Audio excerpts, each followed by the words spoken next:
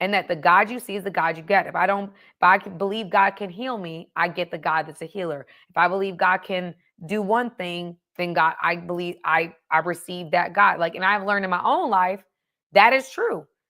When I believe God for certain things, that's the God that shows up. We limit him by how much faith we have in him in certain aspects of our life. I've also gone public to say that I've trusted God with my dating life. I'm not out here on dating apps, dating a bunch of different men, doing this, doing that. I am in consecration, and I am only allowed, like, God has to authorize the man. Just like he authorizes every other decision that I've successfully navigated through this time. I know with the decision of covenant and where he wants me to go next and the next chapter of my life, God will show me who he wants me to be with. I believe that. If he can show me where he wants me to move, if he can show me these other minute decisions that I've made in this time where God was absolutely speaking to me, I know it for a fact. I do not doubt that that same God can show me who he has for me when it is time. And I know that there was a lot of men that wrote me about that. How you don't know if I'm your husband, or you don't, how you gonna, like, I got a lot from, like, men came after me for that one. But that, I'm sorry, it is what it is. God has to give you authorization for me to know, or for me to give access. And it's not personal, it is spiritual. I've understood after a certain period of time, like, God is preparing me for a person. And I believe energy is investment. And God is not allowing me to give energy to any man that is not, any man that is not my husband. Like, and I'm not saying, obviously you have high, but, like, not like that. But like going out, dating, doing this, that, and the third. Some of us are just out here dating, and that's not a guy you want to be with. You just don't have nothing to do on a Friday night. We on a bunch of dating apps, and you're swiping, and all you are getting is validation from these men. You don't desire a real relationship from them. Or the reverse is true for men. You don't have no desire to be with any of the women you with. You just got a bunch of women rotating in and out of your phone, and you think that there's no spiritual consequences for you to be moving and operating out of lust. If you do not see the examples that we see set in society, what we sow, we will reap. And I believe that in this season, God called me out of dating, and he called me to do it his way. And his way is not me out here trying to find it. His way is me becoming the wife, becoming the woman, becoming the helpmate that he has called me to be. And when I become, and as I become, he's preparing the other side. And I trust him so much that the same God that has allowed opportunities to fall in my lap, the same God that has spoken to people about, just random things. Like, I'll have somebody reach out to me, and I had a thought, and somebody reached out and it was like, do you need this? God told me you needed this. And it was exactly what I needed. I haven't even had to express things, and it just happens. It happened to me last week when I was going to get my car fixed. Like, literally, God will provide little minute things I didn't even vocalize. I didn't even think to pray. I just thought it, and he did it. So I believe that same God is going to put me in the vicinity of the man that he has for me. And he's going to whisper to him and be like, oh, no, that's her right there. Yeah, that's the one I have for you. Yeah, she's right there. Go ahead. Go ahead, little guy. Go get her. Go shoot your shot. Go ahead. And I really believe that at that moment, God will also speak to me. And I'm not saying that off of like, oh, you've never seen it. No, there are hundreds of videos on YouTube where this has happened, where people are focused on becoming, and the man walks into the grocery store, walks into their job, does a tour of their neighborhood and sees her walking. They happen to go to the same school. They go to the same class. She moves to your city. You see her at the grocery store. You see that she's there. You should go see your church. Like, you see, there's so many different ways God can do it. And I'm not saying that my way is where God is calling you, but I do sense God is not calling us to just date a bunch of people and be in everybody's face, exchanging spirits with random people. I don't agree with that. Soul ties with people. I don't know. I believe God calls us to guard our heart, for out of it flows the rivers of life. I believe that God calls us to be very picky about who we allow to have our ear gate and our eye gate.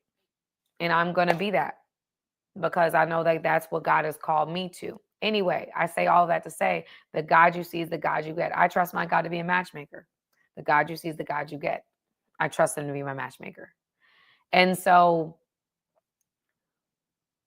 in this, as I've walked with God, I realized that when we don't see certain fruit, when we don't see people walking by faith, because he says we are not saved by works, but by grace through faith. It is not of ourselves. It is a gift of God, not of works, lest any man should boast. I'm not saying that we become perfect because we have a relationship with God. But what I am saying is when we say that prayer, when we say that transformative prayer, our life changes. It doesn't mean we become automatically perfect. No, but we strive to be who God has called us to be. We strive to be obedient. We strive to walk by faith. What does walking by faith means? Walking by faith is not evidence-based. There's going to be things God calls you to do that does not make sense in the rational, logical mind. God is an unconventional God. He does it on purpose because he wants people to see the hand of God in your life. But a lot of us say we are Christian, we are this, we are that, but we are not. Where's the fruit? Where's the fruit? You know the Bible, but where's the fruit? You're able to tell everybody what's wrong with them, but where's the fruit? Where's the fruit of the relationship with God? What is fruit? Love, joy, peace, patience, goodness, kindness, faithfulness, and self-control.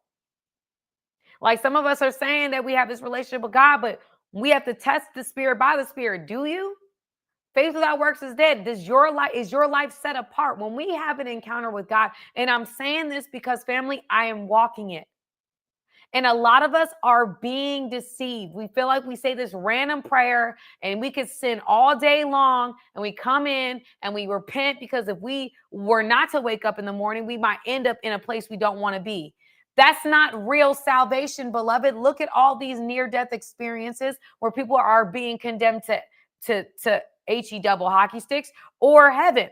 They are experiencing another world because of the choices that they made, or somebody that God gives grace. He allows somebody that is an atheist experience heaven and shows them what they're missing out on and sends them back to earth to live a different life. There's people that have started literal ministries based upon their near-death experience with God, and they were a flat-out atheist or another faith. Because of their near-death experience, they completely changed their lives. When you encounter Jesus, when you encounter God, and I don't care what faith you're in, when you encounter when you encounter Jesus, let's be clear. When you encounter Jesus, when you have an encounter with him, your life changes. It just does. And you're not just saying it. It's not just words, but your life looks like the world. We are set apart. We are to live set apart. I'm not saying perfect. I'm saying set apart. I'm not a perfect woman, but daggone it, family, I work hard. I try very hard to be obedient. And if there's a part of me that fights with or that is experiencing resistance, my flesh is experiencing resistance with something God is calling me to do that is hard, I surrender. And I'm like, God, if this is you, change my heart. And he always does. Always. It's literally incredible. With this move that I'm making, y'all, I had so much defensiveness in the beginning. I mean, I was so resistant. I was crying, but I just was not willing to surrender the fight. I just couldn't wrap my head around it. And like, I surrender before God, and I'm like, God, if this is you, like, you know what? I'm going to do what you want me to do. It took me 3 days to get to that point. That next morning, my entire heart changed. My entire heart changed. Like, my whole posture changed. And then from there, family, I've had confirmation after confirmation. Like, multiple confirmations. Like, this is where God is calling me. And I'm sure. But it took me having to surrender and to die to my flesh, because my flesh was resistant. I'm saying all this to say, family, that respectfully, our culture has made Christianity very convenient, very, you know, fast foodish. Like it's made it very like it's watered it down. It has not presented what I consider a real walk in faith. It's walking in your own wisdom, walking in faith in you, and calling it Christianity. And that's not Christianity. Christianity is living by faith according to the word of God. God is transforming you into the being, the person that he's created you to be. And you change, you transform. The things you once you do, you don't want to do anymore. The places you want to go, you don't want to go anymore. The thoughts you once had, you no longer have anymore. He slowly cleans you up little by little, inch by inch. And it's not religious. It's not these religious spirits that want to call you up and tell you about how you're doing everything wrong and write down every single thing that you didn't do right. Like that's, y'all, I'm telling you, that spirit right there has taken me out of faith multiple times. And I hope and I pray that I am not that to you. What I am saying is that when you have a real encounter with God, your life changes.